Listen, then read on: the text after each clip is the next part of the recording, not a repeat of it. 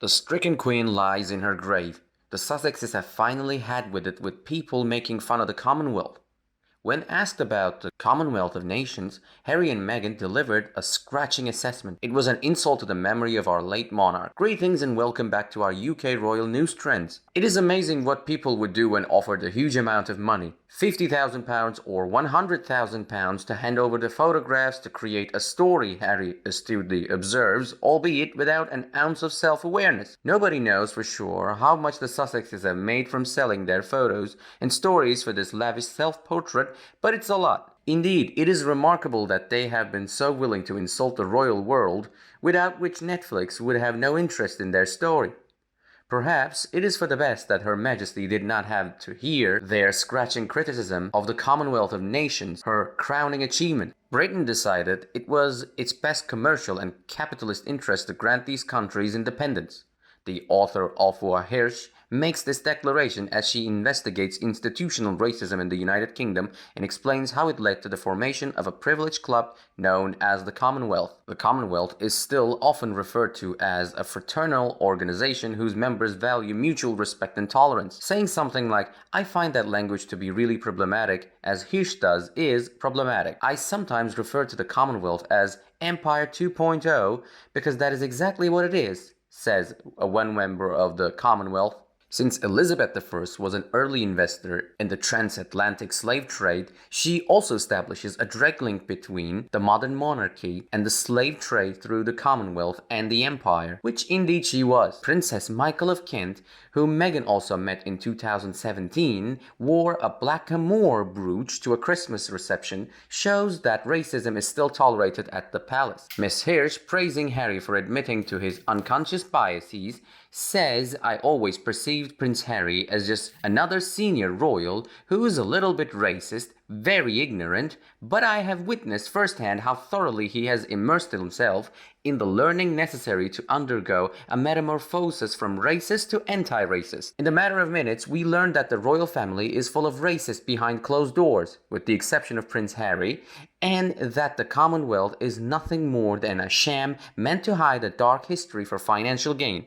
At least millions of Netflix users will think that after watching the show." The Sussexes might not have even realized this. However, it is clear that they support this account because the name of their production company, Archewell Production, is prominently displayed in the opening credits of what they insist on calling Our Story. Where to start is a problem.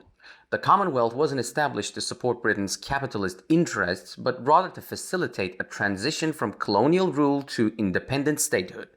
Many in Whitehall at the time saw the Commonwealth as an unnecessary expense.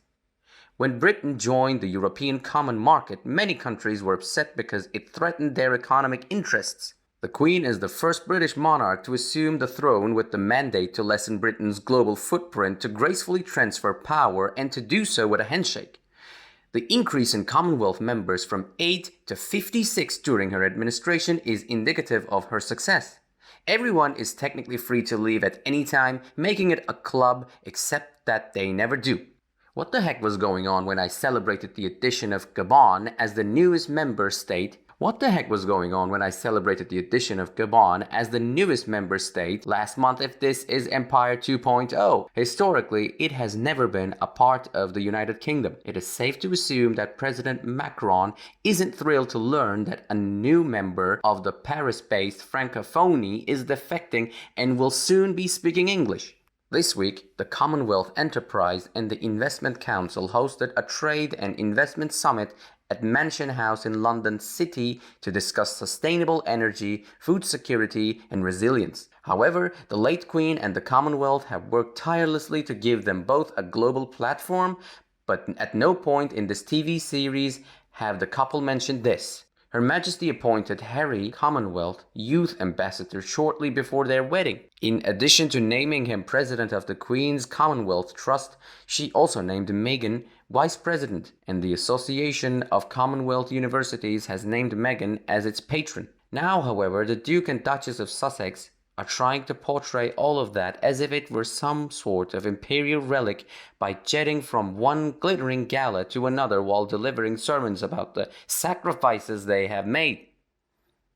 Nonetheless, she had flowers from each Commonwealth country embroidered into her wedding veil. Queen certainly wouldn't approve of them. Look at how grateful they are to the women who gave them the world. The same old sour grapes. They always find someone else to blame when they lose, never themselves. Certainly not a desirable character flaw. In one of their Zoom calls during the lockdown, they explicitly stated that this was an extension of the empire. After getting their knuckles rapped, they made an about face in their next public appearance, praising Her Majesty and saying that the Commonwealth was her greatest achievement. Even so, Meg insisted on always referring to her as your grandmother. Meg is so vital that not even the Queen herself can outrank her. And how dare Meghan make fun of meeting our late Queen? And Harry has so little respect for his grandmother that he apparently approves of her behavior. They have done a lot of damage that will be tough to fix. In hindsight, Harry will feel terrible about what he did.